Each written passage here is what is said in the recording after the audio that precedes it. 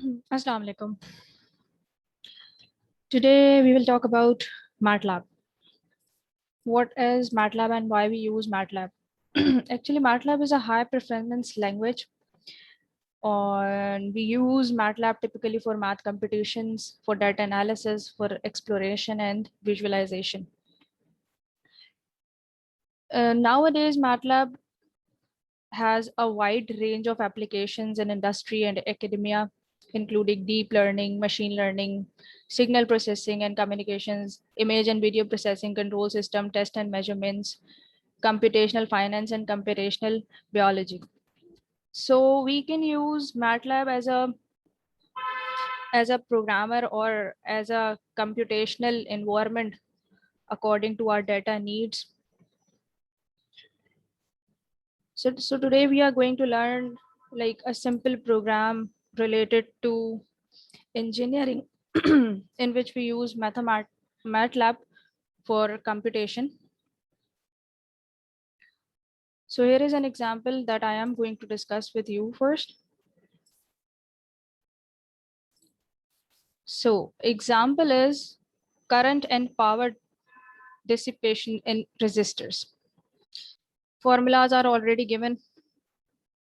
तो अगर हम इसे बाय हैंड करें, so it takes time obviously, और पहले हम इसे बाय हैंड करके देखते हैं and then we will move towards the MATLAB.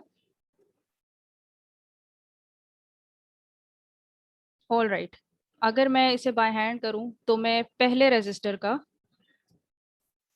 Current find out करती हूँ. राइट, करंट फाइंड आउट करती हूँ पहले रेजिस्टर का.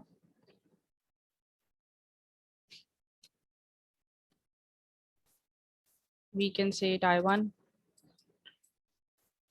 So for I1 we need V and the value of R, the value of voltage in resistor 1 and the value of resistance. So here V is 120 and R is 10 raised to the power 4.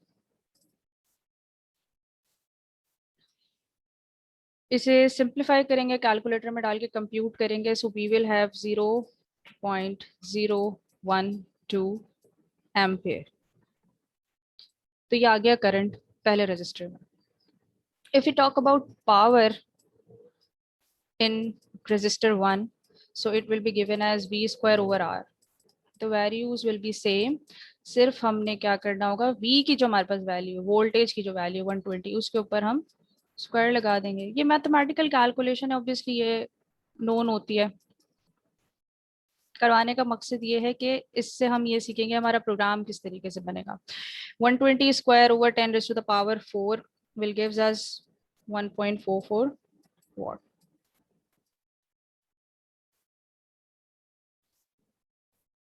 यहाँ पर हमारे पास आ गई, पहले resistor का current आ गया और पहले resistance की पावर आ गई. ऑब्वियसली हमने काम सारा जो है वो मैनुअल किया है, लेकिन हम इसे मैटलैब के थ्रू कैसे करेंगे, मैटलैब पे किस तरह से इसकी वर्किंग होगी, कैसे मैटलैब वर्क करेगा, किस तरह से कंप्यूटेशंस परफॉर्म करेगा हमारे लिए. हम 5 नहीं बल्कि 50 और 50,000 रेजिस्टर्स के जो है वो करंट और पावर सिर्फ एक प्रोग्राम बनाकर निकाल सकते हैं. तो अब इसकी वर्किंग को हम मैटलैब पे देख लेते हैं, कर लेते हैं कि इसका जो लेआउट है वो किस तरीके से रिप्रेजेंट हुआ है. ये हमारे पास करंट फोल्डर, जिस फोल्डर में हम वर्क कर रहे होते हैं वो फोल्डर यहाँ पर बना हुआ होता है. Work space, actually work space आपको जो है आपका वेरिएबल्स को शो कर रहा होता है. जो भी आप वेरिएबल्स यहाँ पे डालते हैं उनकी वैल्यूज यहाँ पर सेव होती हुई आपको नजर आ रही होती हैं कि आपने कौन कौन से वेरिएबल्स यूज कर लिए और यहाँ पर उनकी वैल्यूज क्या क्या है. ये जो मैंने, ये कमांड विंडो है एक्चुअली. चलें इसको भी खत्म कर देते हैं, बाद में देखते हैं. ये कमांड विंडो एक्चुअली ये लेआउट है मैटलैब का. करंट फोल्डर कमांड विंडो है, वर्क स्पेस. कमांड विंडो में आप जो भी कमांड्स वगैरह डाल रहे होते हैं वो आपकी कैलकुलेशंस और कमांड्स वगैरह यहाँ पर शो हो रहे होते हैं. फॉर एन इंस्टेंस हम एक एग्जांपल देखते हैं छोटी सी, कि मैं ये कहती हूँ कि a जो है उसकी वैल्यू है 5, a इज इक्वल्स टू 5. मैंने a को एक वैल्यू असाइन कर दी है विच इज 5. जैसे ही मैं एंटर प्रेस करूंगी, देखिए यहाँ पर मुझे आउटपुट भी शो हो गया कि ए की वैल्यू 5 असाइन कर दी गई है, और यहाँ पे वर्क स्पेस में ये वेरिएबल भी सेव हो गया है जिसकी वैल्यू ए की वैल्यू 5 है। राइट। एक दूसरा वेरिएबल हम ले लेते हैं, कहते हैं भाई उसकी वैल्यू जो है 10 है। अब एक चीज मैं यहाँ पे थोड़ी सी डिफरेंट करूंगी, वो होगा semicolon. I place semicolon here. Semicolon लगाने से क्या होगा कि कमांड विंडो के ऊपर ही ना मुझे आउटपुट शो नहीं होगा, बल्कि ये जो बी की वैल्यू है 10, ये डायरेक्टली जाके हमारे वर्क स्पेस में एज अ वेरिएबल सेव हो जाएगी। जैसे ही मैं एंटर प्रेस करती हूँ, आप देखिए यहाँ पर कोई भी आउटपुट नहीं आया, बल्कि जबकि यहाँ बी आ गया और उसकी वैल्यू यहाँ सेव हो गई है जो कि 10 है।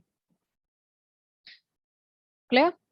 अब हम एक और छोटी सी कैलकुलेशन करते हैं। हम कहते हैं कि भाई हमारे पास जो m है वो बराबर है a इंटू बी के, a मल्टीप्लाई बाय b के।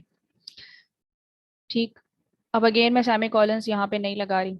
जैसे ही मैं एंटर करूंगी, कंप्लीट कैलकुलेशन मेरे पास सामने कमांड विंडो पे शो हो जाएगी। ये देखिए m की वैल्यू आ गई 50, बिकॉज a की वैल्यू थी 5 और b की वैल्यू थी 10। जब आपस में दोनों को मल्टीप्लाई किया तो आ गई 50। अब देखिए यहाँ वर्क स्पेस में भी हमारे पास एक वेरिएबल सेव हो गया है जिसकी वैल्यू है 50। अगेन एक और वेरिएबल ले लेते हैं d, और उसकी वैल्यू हम कहते हैं बराबर है b ओवर a के, b ओवर a के। ठीक। और मैं यहाँ सेमी कॉलन्स लगा देती हूँ दोबारा। तो एंटर करने के बाद देखिए फौरन से यहाँ पे d की वैल्यू 2 आ गई डिवाइड होने के बाद, लेकिन d कमांड विंडो पे हमें कुछ शो नहीं है।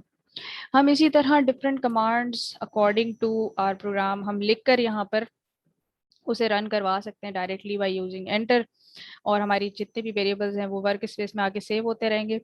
इसकी जगह हम एक और काम कर सकते हैं, हम स्क्रिप्ट बनाते हैं, पूरी अपने प्रोग्राम की स्क्रिप्ट बनाते हैं, फिर उसे रन करते हैं। जब हम जो है थोड़े कॉम्प्लेक्स प्रोग्राम्स या बड़े प्रोग्राम्स बना रहे होते हैं तो कमांड विंडो के ऊपर इतना फीजिबल नहीं होता। अब देखिए मैं ऊपर डायरेक्टली अब दोबारा मुझे अगर ये करना पड़ेगा तो मैं इसको इस तरीके से हिस्ट्री में जाके अपना कोई वो चेंज कर पाऊंगी, कोई कमांड चेंज कर पाऊंगी। तो इससे बेहतर है मैं क्या करूंगी कि मैं एक स्क्रिप्ट बना लेती हूँ। यहाँ न्यू स्क्रिप्ट लिखा हुआ है आपके पास लेफ्ट हैंड साइड पे, मैंने इस न्यू स्क्रिप्ट पे क्लिक किया तो ये देखिए एक स्क्रिप्ट आ गई कमांड विंडो के साथ ऊपर। अब यहाँ पर हम अब अपने जो हमारा जो पूरा प्रोग्राम है वो बनाएंगे। सबसे पहले मैं यूज कर रही हूँ percentage sign. Percentage sign actually आपकी स्क्रिप्ट के अंदर या आपकी कमांड विंडो के ऊपर नोट्स को रिप्रेजेंट करने के लिए यूज होता है। इसका प्रोग्राम में कोई अमल दखल नहीं होता, या आपके प्रोग्राम को डिस्टर्ब नहीं करता, सिर्फ एज अ नोट यूज होता है।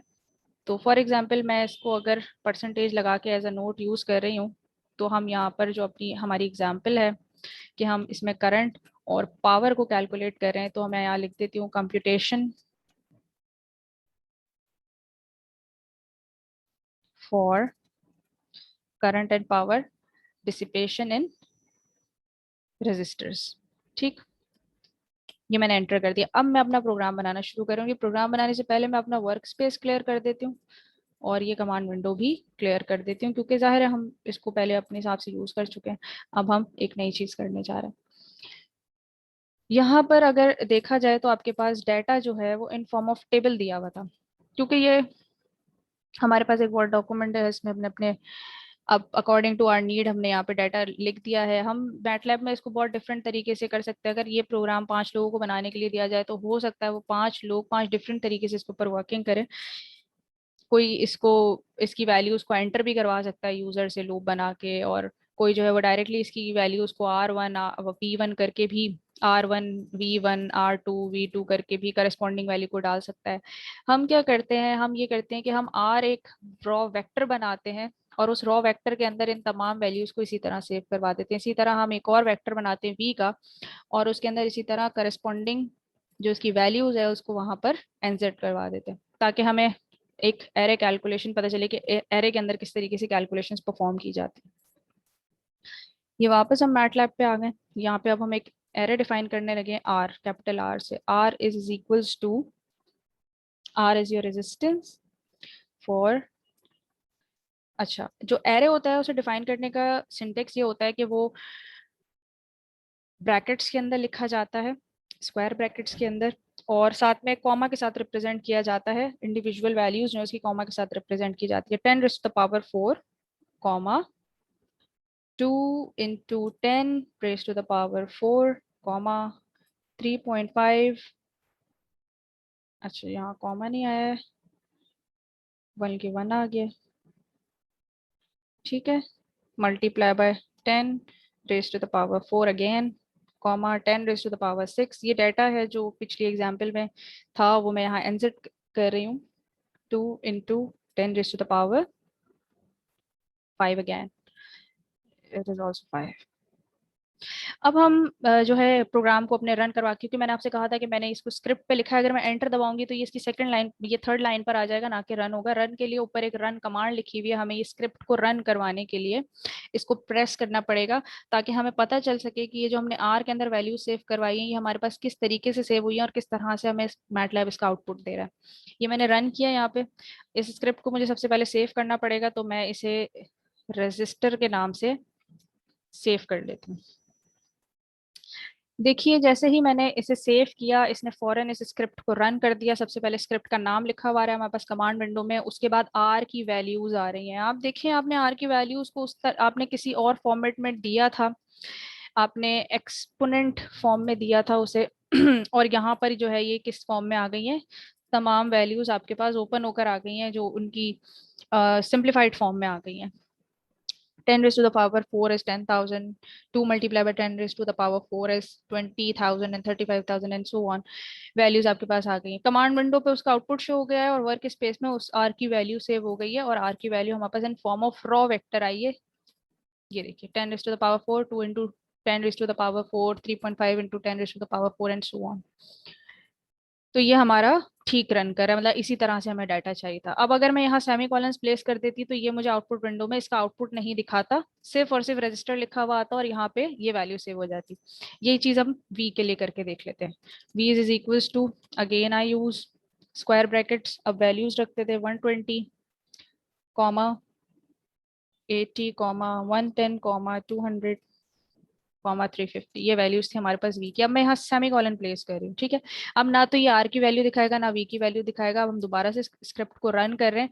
बस यहाँ पे आप देखिएगा आपके पास वर्क स्पेस में एक वेरिएबल का इजाफा हो जाएगा और यहाँ पर रजिस्टर लिखा हुआ आएगा, क्योंकि दोनों जगह सेमी कॉलन यूज हुए हैं, तो यहाँ ये कमांड विंडो पे कोई आउटपुट शो नहीं करेगा। ये मैंने स्क्रिप्ट को कर दिया रन, ये देखिए सिर्फ रजिस्टर लिखा हुआ है और यहाँ आपके पास एक वी वेक्टर बन गया है, जिसके अंदर आपके पास आपके वोल्टेजेस आ रहे हैं 120, 80, 110, 200 एंड 350, जो कि हमारी एग्जाम्पल थी उसके अकॉर्डिंगली। अब क्या करना है, देखिए हमने डाटा एंटर कर दिया, अब हमने करनी है फॉर्मुलेशन, हमने बनाना है फॉर्मूला जिससे हमारे पास करंट और पावर कैलकुलेट होकर आ जाए। तो करंट का बना लेते हैं। सबसे पहले करंट जो है वो बराबर है, करंट बराबर है किसके, वी ओवर आर के। फॉर्मूला हमें डिफाइंड था ऑलरेडी, वी ओवर आर के बराबर है करंट। तो अब इसे फॉर्मुलेट किस तरीके से करेंगे, वी ओवर आर, ठीक है। अब मसला यहाँ पर ये है कि जो वेक्टर फॉर्म है उसे जब हम मल्टीप्लाई या डिवाइड करते हैं तो हम साथ में यूज करते हैं डॉट। ये इसका सिंटेक्स है, लिखने का तरीका है। अगर आप डॉट नहीं लगाएंगे तो ये उस तरीके से कैलकुलेशंस आपको प्रोवाइड नहीं करेगा जिस तरीके से आपको चाहिए, ठीक है। एक बार अगर मैं इसे इसी तरीके से लिखूं और इसे रन करें हम, तो ये देखिए यहाँ इस एरर दे दिया। अच्छा, एरर उसने खैर किसी और चीज का दिया है, एरर उसने दिया है वी का। वो कह रहा है कि भाई वी जो है वो डिफाइंड नहीं है, वी जो है हमारे पास डिफाइंड नहीं है। व्हाट इज वी, वी क्यों डिफाइंड नहीं है? अब अगर हम देखें तो यहाँ हमने ऊपर वी डिफाइन किया हुआ है, लेकिन यहाँ पे ये कह रहा है वी डिफाइंड नहीं है। एक्चुअली अगर आप यहाँ पे देखें, जब आप आर पे क्लिक करते हैं तो आर एक ऊपर जो है दोनों हाईलाइट आ रहे हैं, हाईलाइटेड हुए हैं आर। लेकिन वी पे जब क्लिक करते हैं तो वी हाईलाइटेड नहीं है। क्यों? क्योंकि मैटलैब जो है वो एक केस सेंसिटिव है, वो केस सेंसिटिव लैंग्वेज आप उसको कह सकते हैं, कि जो इसका सिंटेक्स है वो केस सेंसिटिव है। कि आप कोई भी वेरिएबल अगर करस्पॉन्डिंग वेरिएबल ले रहे हैं तो आपको उसी फॉर्म में लिखना होगा जिस फॉर्म में वो लिखा है। अगर कैपिटल लिखा है तो कैपिटल, स्मॉल लिखा है तो स्मॉल। अब या तो मुझे इस वी को कैपिटल लिखना पड़ेगा या इस वी को स्मॉल लिखना पड़ेगा, तो ये से रिकॉग्नाइज कर लेगा। लेकिन आपने ये बात प्रोग्राम लिखते वक्त हमेशा याद रखनी है कि अगर आपने कैपिटल यूज किया है तो आप उसको कैपिटल ही यूज करेंगे, और अगर स्मॉल यूज किया है तो स्मॉल ही यूज करेंगे।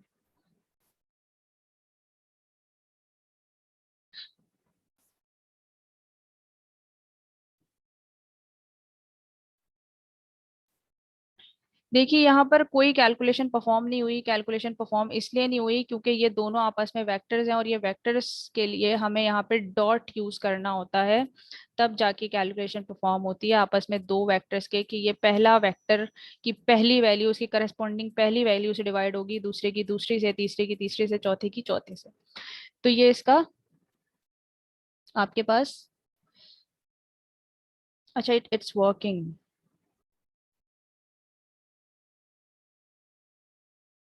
ये देखिए आपके पास एक करंट आ गया है, और ये सिर्फ एक ही करंट आ रहा है, जबकि आपको तो 5 करंट्स चाहिए थे।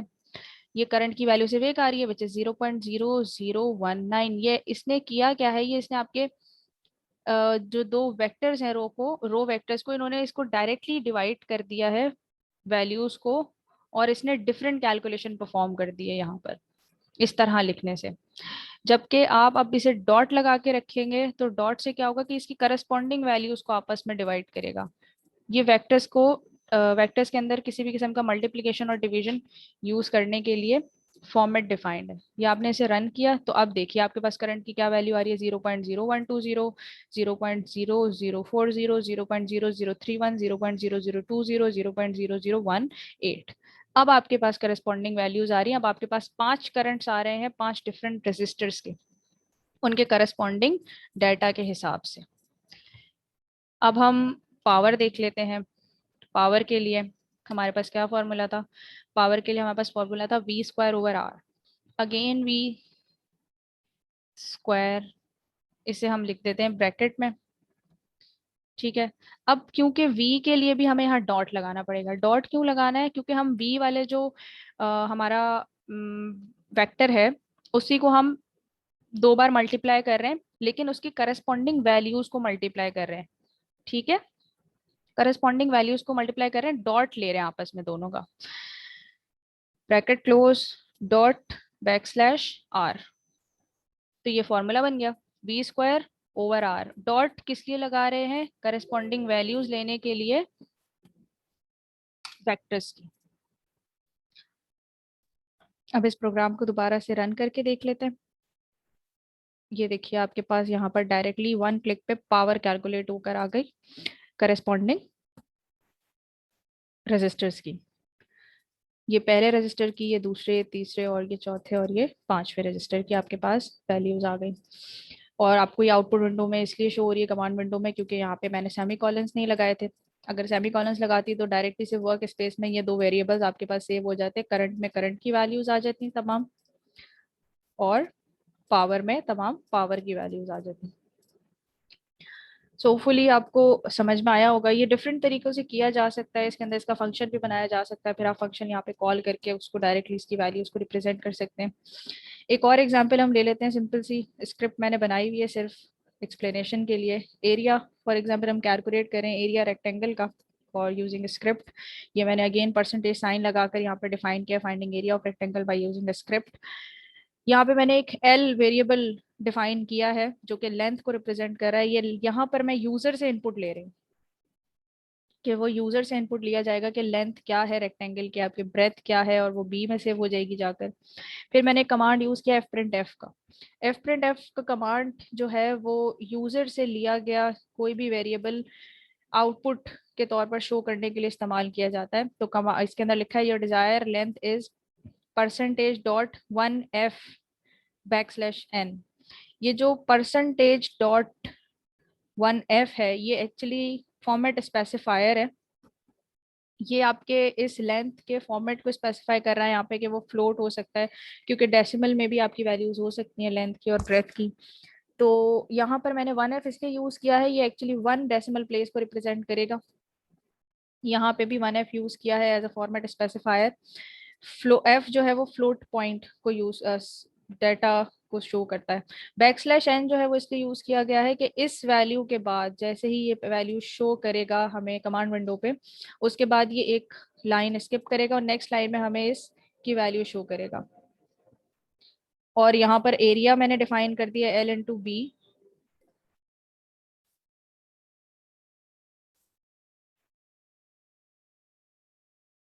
इस फॉर्मेट स्पेसिफायर के बाद जो मैंने कॉमा बी यहाँ पे लगाया है, ये एक्चुअली इस %.1f की जगह पर इस बी की वैल्यू को रखेगा।